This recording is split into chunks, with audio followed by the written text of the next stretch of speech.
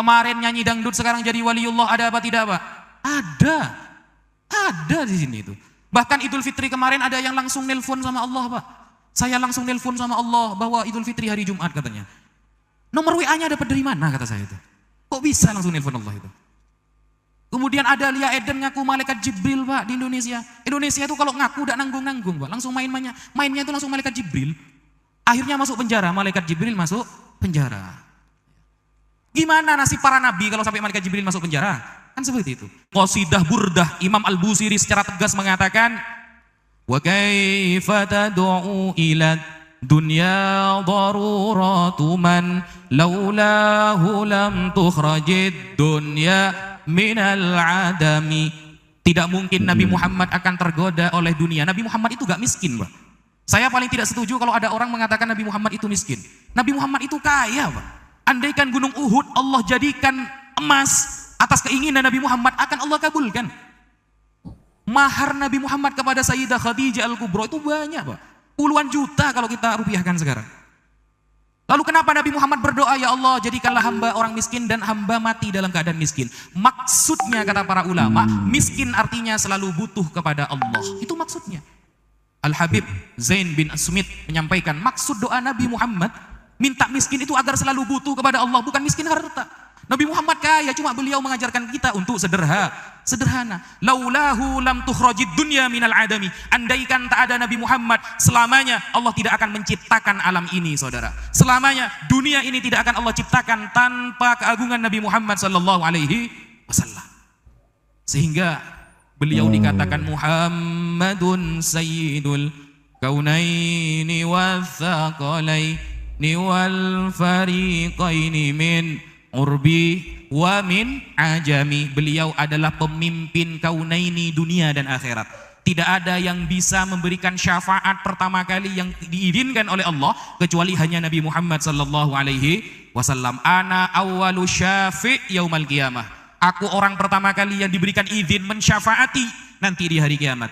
Ana awwalu man tanshaqqu anhul qabru. Aku adalah orang yang pertama kali dibuka kuburannya oleh Allah nanti di hari kiamat. Hanya Nabi Muhammad. Makanya beliau pemimpin baik di dunia maupun di akhirat. Dan tidak ada seorang nabi yang diutus rahmatan lil alamin kecuali hanya Nabi Muhammad sallallahu alaihi wasallam, sayyidul kaunaini. Di dunia beliau adalah pemimpin, di akhirat beliau adalah pemimpin. Rugi orang yang satu hari 24 jam tidak membaca salawat kepada Nabi Muhammad. Rugi orang Islam mengaku cinta kepada Nabi tetapi 24 jam hanya membaca salawat di bawah 100 kali. Rugi Pak.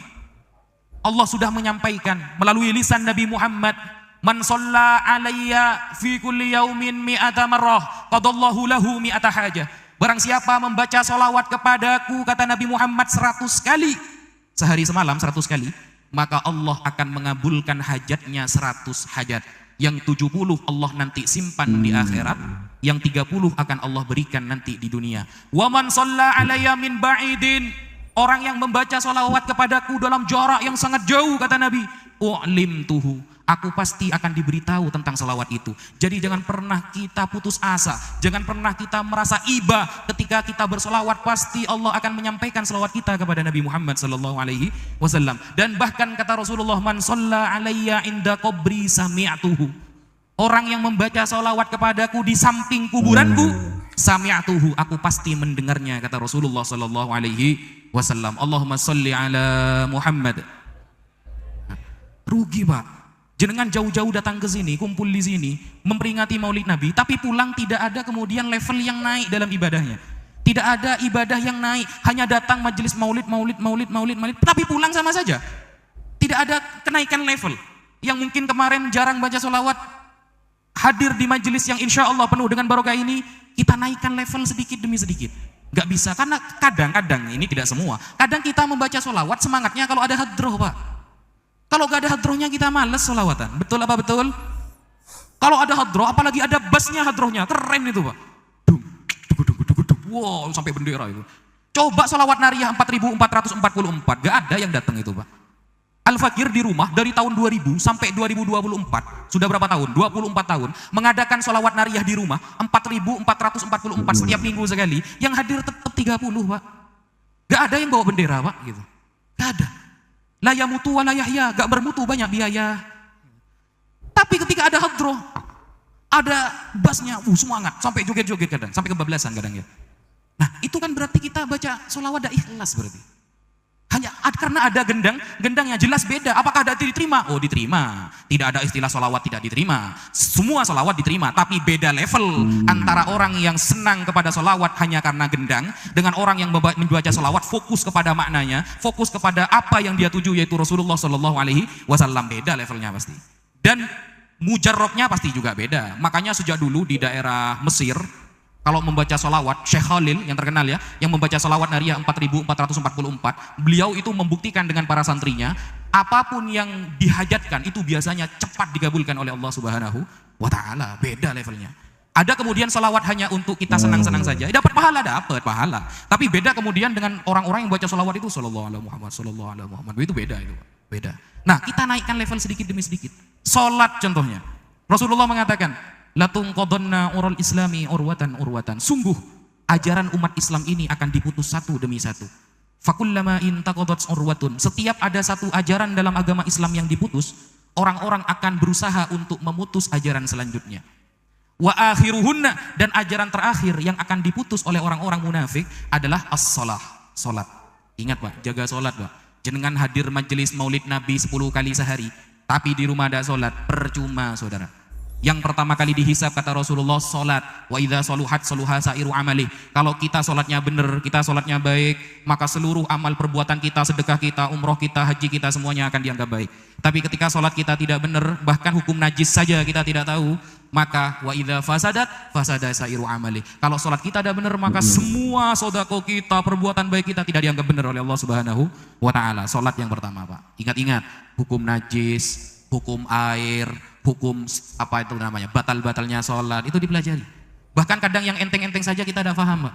Saya kasih contoh yang enteng. Di dalam kitab-kitab mazhab Syafi'i, kalau di anggota tubuh kita itu ada yang luka, contoh wajah ada yang luka, maka cara wuduknya harus mukammalan bitayammum. Kalau ada wuduk kita di tangan atau muka yang luka, kan luka ini pasti tidak kena air Pak, pasti diperban kan. Maka cara wuduknya harus mukammalan bitayammum. Setelah wuduk kita harus tayammum. Ada yang praktek seperti itu sekarang? Jarang Pak. Karena kita malas belajar.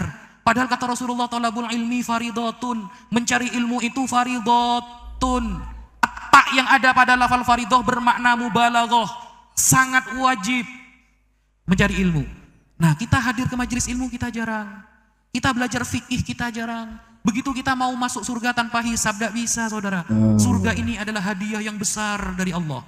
Hanya mengandalkan maghfirah Allah, hanya mengandalkan syafaat Nabi Muhammad saja, tapi tidak ada bukti kita mau naik level, susah kita akan nanti dihisab. Hisab kita akan susah nanti di akhirat. Makanya sholat kita jaga, hati kita jaga. Semoga semua yang kumpul di sini husnul khotimah. Dan bahwa tanda-tanda akhir zaman ini sudah banyak bermunculan. Orang-orang yang kemudian mendukung narasi-narasi Dajjal sudah banyak. Sekarang Pak, di Barat, di Kanada, dan di Amerika, tahu LGBT Pak? LGBT itu laki-laki suka sama laki-laki, perempuan suka sama perempuan sampai melakukan hubungan intim. Sekarang menjadi pelajaran wajib di Barat Pak. Bahkan dikasih kitab suci khusus cara mengamalkan LGBT. Dan sekarang ajaran itu mulai muncul sedikit demi sedikit di Indonesia. Mungkin sekarang kita terlihat jijik, tapi suatu saat kalau iman kita tidak dijaga oleh Allah, kita tidak dekat kemudian dengan para ulama, kita akan terikut ajaran tersebut. Ajaran tersebut sudah menjadi pelajaran wajib di Kanada. Langsung umat Islam di Kanada yang menghubungi Al-Fakir. Sekarang pelajaran wajib itu harus LGBT. Cowok suka sama cowok, bayangkan. Bagaimana kemudian kalau ajaran itu datang ke Indonesia, kita masih jauh dari para ulama. Sehingga tanda kiamat yang pertama kali, salah satu tanda kiamat pertama yang ada di muka bumi ini apa kata Rasulullah? Rufi'al ilmu. Ilmu mulai diangkat oleh Allah. Ilmu dihilangkan oleh Allah dengan cara apa? Para ulama diwafatkan satu persatu. Kiai Haji Maimun Zubair sudah wafat. Kiai Ahmad Nawawi bin Abdul Jalil pengasuh pondok pesantren Sidogiri sudah wafat. Semakin dari timur ke barat, semakin banyak yang wafat Pak. Kiai Dimyati sudah Allah wafatkan. Banyak kemudian. Hatta idza lam yubqi aliman, sehingga ketika di bumi ini sudah tak ada orang yang alim, ittakhadhan nasu ru'usan juhala. Masyarakat akan mengangkat orang bodoh menjadi ulama. Masyarakat akan mengangkat orang awam menjadi seorang tokoh agama. Masyarakat akan mengangkat orang-orang yang sebenarnya ilmunya sepele sedikit, diangkat kemudian berfatwa sembarangan. Fa'aftau bighairi ilmin, mereka berfatwa tanpa ilmu. Banyak kemudian sekarang kemarin artis, sekarang jadi ustadz, ada apa tidak Pak? Kemarin main sinetron, sekarang jadi artis, ada apa tidak Pak? Kemarin nyanyi dangdut, sekarang jadi waliullah, ada apa tidak Pak? Ada di sini itu. Bahkan Idul Fitri kemarin ada yang langsung nelpon sama Allah Pak. Saya langsung nelpon sama Allah bahwa Idul Fitri hari Jumat katanya. Nomor WA-nya dapat dari mana kata saya itu? Kok bisa langsung nelpon Allah itu? Kemudian ada Lia Eden ngaku malaikat Jibril Pak di Indonesia. Indonesia itu kalau ngaku udah nanggung-nanggung Pak. Langsung mainnya itu langsung malaikat Jibril. Akhirnya masuk penjara, malaikat Jibril masuk penjara. Gimana nasib para nabi kalau sampai malaikat Jibril masuk penjara? Kan seperti itu. Ada kemudian golongan orang Syiah di daerah timur biasanya apa ya, Bondowoso itu. Mengatakan bahwa malaikat Jibril salah memberikan wahyu. Aslinya yang menjadi nabi Sayyidina Ali, kemudian salah kepada Nabi Muhammad. Emangnya malaikat Jibril tukang antar Shopee bisa salah alamat? Masa ada koordinasi dulu sama Allah? Ini fotonya, ini alamatnya, ini orangnya ya, jangan salah tangkap nanti gitu. Masa ada seperti itu kata saya? Bisa salah alamat malaikat Jibril itu loh. Ini kan sudah, Indonesia itu kalau ngaku memang nggak nanggung Pak. Langsung tinggi kalau ngaku itu. Dan herannya pengikutnya banyak, betul apa tidak? Yang kemarin ngomong sama semut tahu Pak? Iya. Pengikutnya banyak Pak. Padahal Rasulullah, kharaja Rasulullah sallallahu alaihi wasallam wa ashabihi. Rasulullah keluar bersama para sahabat menemukan burung yang berwarna merah. Ini hadis sahih. Kemudian burung ini induknya datang kepada Rasulullah wahia tasihu. Dia berteriak kepada Rasulullah, ngobrol bersama Rasulullah. Kemudian Rasulullah mengatakan kepada para sahabat, "Man faja'a hadhihi bi farkhaiha." Siapa yang mengambil dua anak burung ini? Lalu para sahabat mengaku, "Kami ya Rasulullah, nahnu." Farudduhuma, kembalikan, kasihan induknya menyampaikan kepadaku kalau anaknya diambil oleh kalian. Saya tidak pernah menemukan kemudian Rasulullah ngomong sama burung, di syarahnya ada tertulis, "Maqali inna rahmatan gunung Semeru." Gak ada itu. Gak ada di syarah hadis kayak gitu. Pengikutnya banyak yang seperti itu. Nah, sehingga betul kata Nabi tadi, "Ma min yaumin yamurru illa walladzi ba'dahu syarrun mimma qabla." Hari tambah hari akan tambah buruk. Tambah hari akan tambah buruk. Makanya kita di sini berkumpul di sini tidak lain untuk menaikkan level cinta kita kepada Rasulullah. Semoga kita semuanya husnul khotimah.